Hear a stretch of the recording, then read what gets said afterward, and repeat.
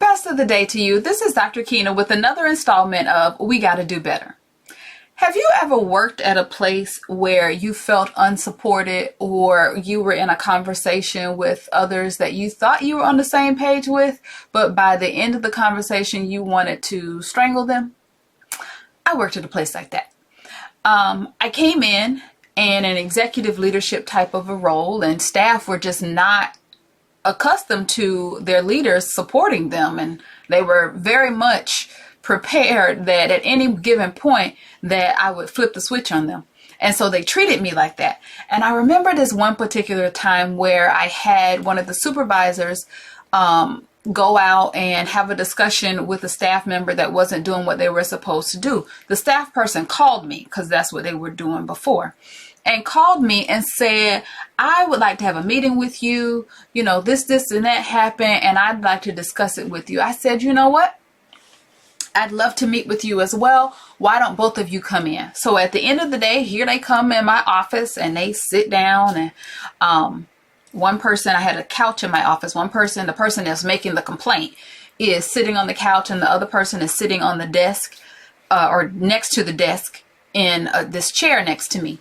And I said, all right, tell me what's going on. So she tells me the story, and she did this, that, and the other. And then when the person came back and followed up, she still hadn't done what she was supposed to do, right? And she's like, and I don't understand why she thinks it's okay to give me a warning based on the conversation. I just haven't had a chance to get it done yet. And I said, oh, is that why you're here? And she's like, yeah, I don't understand. And I said, well, let me explain it to you, because maybe she wasn't clear enough. This is what the expectation is, as it is written in our procedure. Clearly, you have not followed the procedure. Her job is to follow up to make sure that the procedures are being abided by, to put us in a position so that we're not risking compliance. You have not done your part. So I have an expectation of her to hold you accountable, because I am holding her accountable for her part of the work. Now, what I need to have a conversation with her about later is why she keeps giving you so many chances. Needless to say, the entire tone of the conversation shifted. She was taken aback that she could not come to me and complain because her supervisor was holding her as a staff person accountable to what she had been hired to do. Leaders, we have to be in sync.